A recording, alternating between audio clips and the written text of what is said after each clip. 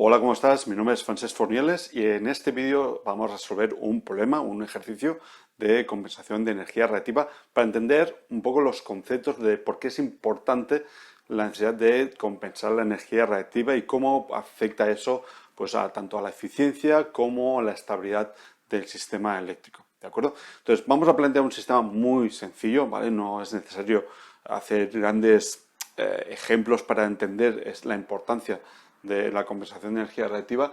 Lo vamos a simplificar en un sistema donde tenemos un sistema de generación, una línea de transporte que simplemente la hemos puesto con un valor de resistencia, ¿vale? Sin tener en cuenta otros parámetros para simplificarlo al máximo, y un consumo a 230 voltios que consume 40 kilovatios. Para ver la diferencia y la importancia de tener que compensar esa energía reactiva y por qué se aplican normalmente las penalizaciones en muchos países, vamos a ver cuál es el comportamiento de este sistema, tanto si tenemos un coseno de phi, digamos, perfecto, un coseno de phi 1, y si tenemos un coseno de phi de 0,7 inductivo. Para ello vamos a ir rellenando esta tabla, calculando diferentes parámetros como son la corriente, la potencia reactiva, las pérdidas, la potencia de generación, la tensión del generador, la potencia aparente solicitada al generador y el nivel de eficiencia. ¿De acuerdo? Bien, el primer punto sería el calcular la corriente. La corriente, en este caso es muy sencillo, sería la potencia dividido entre la tensión por el coseno de phi. ¿De acuerdo? Entonces, en ambos casos, ¿qué tenemos? Por un lado, tendríamos que el consumo es de 40 kilovatios dividido 230 por el coseno de phi, ¿vale? Que el coseno de phi, si es coseno de phi bueno, ya lo tenemos aquí, el coseno de phi inicial sería 1, ¿vale? Por tanto, aquí calcularíamos una corriente, si cogemos la calculadora, de 40.000 dividido 230, tendríamos una corriente de 173,91 amperios. ¿Qué sucedería si tuviésemos un coseno de phi de 0,7 inductivo? Pues tendríamos lo mismo, 40 kilovatios, dividido entre 230 por 0,7. Si hacemos esto, dividido 230 por 0,7, nos da un valor de corriente de 248 vamos a redondear, 45 amperios. Fijaos el hecho de tener un coseno phi más malo, ¿vale? Que no sería el perfecto, el coseno de phi 1, cómo tiene un primer efecto de incremento de corriente. O sea, por tanto, tenemos que hacer pasar más corriente ya no solo por el sistema de transporte, sino también a través de nuestra propia instalación. ¿De acuerdo? Por tanto, apuntamos estos dos datos. Aquí 173,91 y 248,45. ¿Vale? Si os fijáis, simplemente si esto lo dividimos entre 173,91, el incremento es de un 42%. 42, sí, casi un 42,9% más de corriente que estaremos haciendo pasar por todo el sistema. Por tanto, aquí ya tenemos un primer efecto. Bien, ahora vamos a calcular la potencia reactiva que va a consumir nuestro sistema. De aquí sale que la potencia reactiva va a ser la tensión por la corriente por el seno del ángulo. ¿De acuerdo? ¿Qué pasa? En una instalación donde el coseno phi es 1, ¿vale? El seno del mismo ángulo, que en este caso el ángulo es 0, va a ser 0.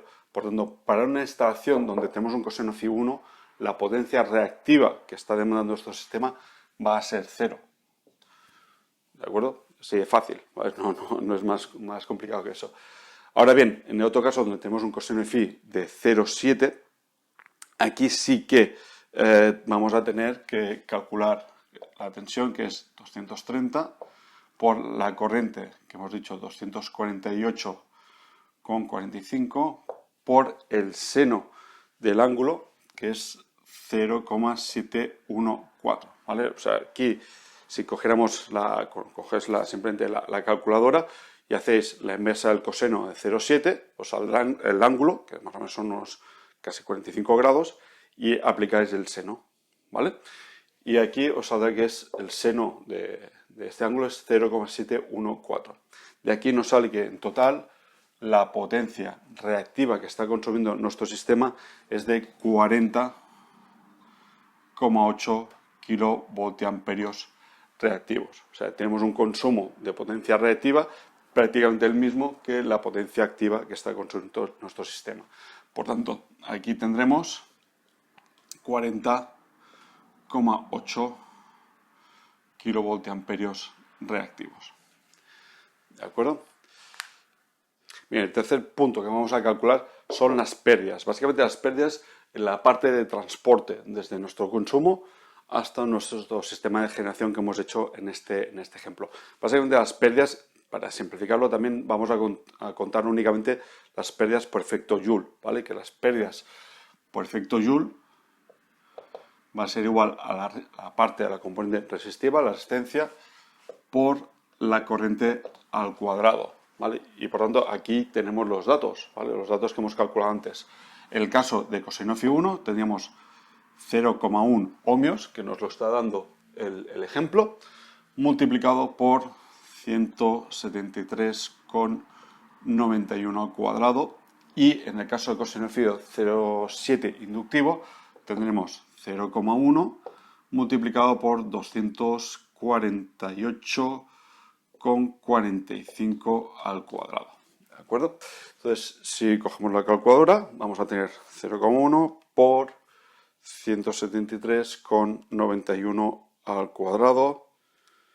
Y esto nos da 3024,47 vatios, ¿vale? O sea, redondeándolo serían 3,02 kilovatios, ¿vale? De consumo, de pérdidas que tendríamos en la parte de transporte. Ahora bien, en el otro caso tendríamos 0,1 por 248,45 al cuadrado y nos sale unas pérdidas de 6.172,74 vatios. O sea, dicho de otra forma, 6,17 kilovatios de pérdidas. A ver, si lo ponemos aquí en la tabla, en un caso teníamos 3,02 kilovatios y otro 6,17 kilovatios. Que esto supondría, si lo dividimos respecto a 3,02, perdón, a ver si hacemos 6,17 dividido entre 3,02, esto nos supone un 200%, pues lo he hecho bien, 6,17 dividido entre 3,02, sí, un 204% de incremento. No, lo he hecho mal. Un 104%, disculpad. Es un 104% de incremento en las pérdidas por el hecho de bajar el coseno de phi. ¿De acuerdo? Pasamos al siguiente, que son la potencia que le estamos solicitando al sistema de generación. ¿Vale? Básicamente, la potencia que le vamos a solicitar al generador va a ser la propia que estamos consumiendo, ¿vale? O sea, la potencia de consumo, más las pérdidas. ¿De acuerdo? Por tanto, el generador, la potencia activa que le estamos solicitando, en un caso va a ser en el caso de coseno phi 1, va a ser 40 kilovatios más 3,02 y en el otro caso va a ser 40 más 6,17 kilovatios. Por tanto, en uno vamos a tener 43,02 y en otro vamos a tener una solicitud de 46,17 kilovatios. Por tanto, fijaos que ya el propio sistema de generación ha de ser capaz de poder suministrar esa potencia. Por tanto, si realmente vamos a tener ese consumo, en este caso tendríamos que sobredimensionar nuestro sistema de generación, o en este caso, pues la compañía que se ocupa de hacer la generación debe sobredimensionarlo para poder aportar esa potencia que nos puede solicitar el sistema. ¿De acuerdo? Bien, el siguiente punto es la tensión que debemos de mantener en el sistema de generación, ya que nosotros a nivel de consumo siempre queremos tener una tensión estable de 230 voltios. Por tanto, el sistema de generación tendrá que ir regulándose teniendo en cuenta pues, la caída de tensión que va a tener en todo el sistema. Por tanto, eso también, el hecho de tener un coseno phi malo, va a hacer que el sistema de generación tenga que estar trabajando más, tener más o menos tensión para tener esa estabilidad de tensión que queremos en nuestra instalación, ¿vale? ¿Y eso cómo se calcula? Pues básicamente tendríamos que la tensión en bornes del generador va a ser igual a la tensión del consumo más podemos llamar la caída de tensión en la parte de distribución. ¿A qué va a ser igual eso? Pues en este caso va a ser la tensión del consumo más la resistencia multiplicado por la corriente, ¿vale? Importante que pongo esa flecha porque es a nivel de fasores. Aquí es muy importante tener en cuenta el desfase que vamos a tener entre tensión y corriente, el cual va correlacionado con el coseno phi, ¿vale? Como veremos ahora. Por tanto, si partimos de la situación de un coseno phi 1, ¿vale? Vamos a tener que, si queremos una tensión de 230 voltios desfasada 0 grados, ¿vale? Le hemos de sumar la caída de tensión que vamos a tener en todo el sistema, que en este caso va a ser la resistencia, que es 0,1 ohmio, multiplicado por la corriente. ¿Cuál es la corriente? 173,91, ¿vale? Desfasado 0 grados, porque tenemos un coseno phi 1, ¿vale? Por tanto, aquí va a ser 0 grados. ¿Esto qué nos va a dar? Pues nos va a dar una tensión de 247,39 con un desfase de 0 grados, ¿vale? De voltios, ¿vale? Esta sería la tensión que debemos de tener aquí en la generación. O sea, si yo quiero tener aquí en bornes 230, el generador debe estar a 247 para compensar esa caída de tensión que tendría a lo largo de la línea de distribución. Ahora bien, cuando hacemos lo mismo, pero para el caso de coseno phi de 0,07, como hemos dicho antes, si hacemos la inversa, ¿vale? En este caso, coseno phi, inversa coseno phi de 0,7, esto nos indica que tenemos un ángulo, o sea, el ángulo, que lo voy a poner aquí, el ángulo es de 45,57 grados. ¿De acuerdo?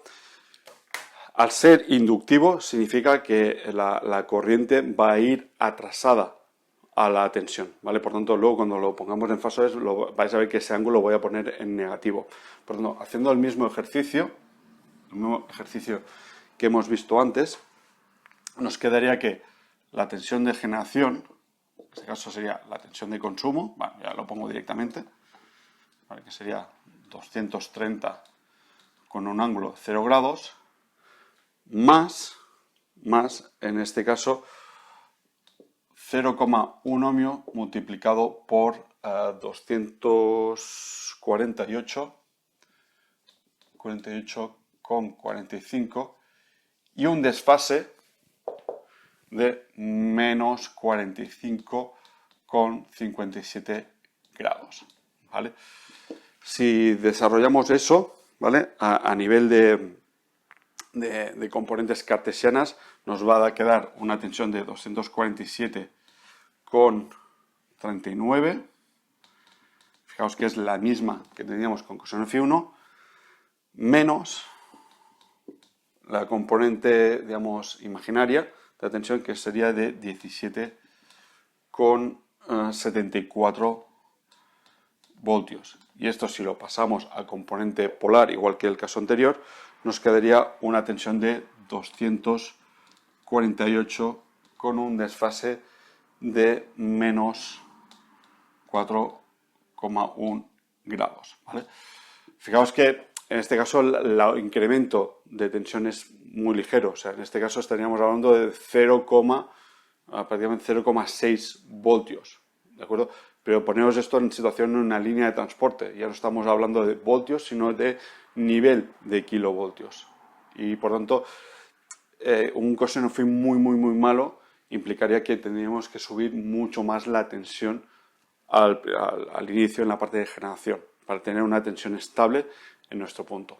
¿De acuerdo? Lo vamos a poner aquí. Aquí tendríamos 247,39 y aquí 248 voltios. ¿De acuerdo? Bien, ahora debemos de calcular la potencia aparente que debe suministrar el sistema de generación. Aquí simplemente debemos de calcular la potencia aparente del generador, va a ser igual a la tensión del generador multiplicado por la corriente que le estamos solicitando. Por tanto, en condiciones de coseno Fi1, aquí lo que tendríamos es la tensión del generador, 247,39 multiplicado por 173,91. ¿De acuerdo?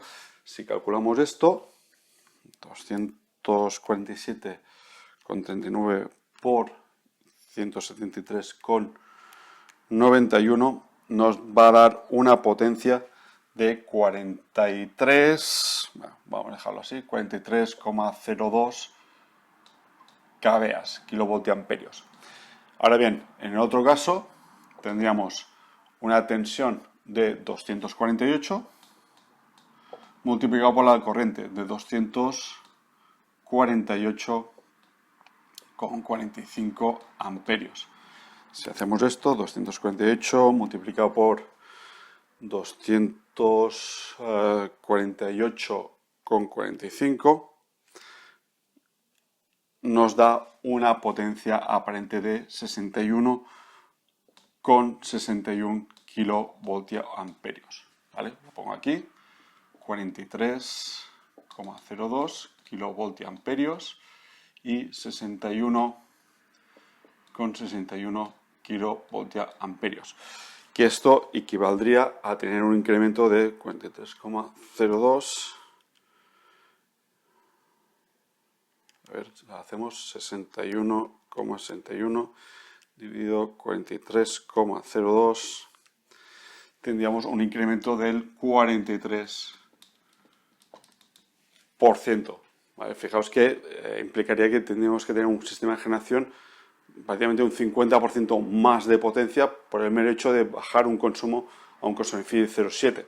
¿Vale? En cambio, si tuviésemos un coseno phi de 1, que sería el ideal, el perfecto, podríamos tener más potencia aparente disponible para aumentar nuestro consumo y ser, por tanto, más eficientes. ¿Vale? Que es el último parámetro que calcularemos ahora. Bien, y por último vamos a calcular la eficiencia de toda esta cadena de transporte, generación y consumo.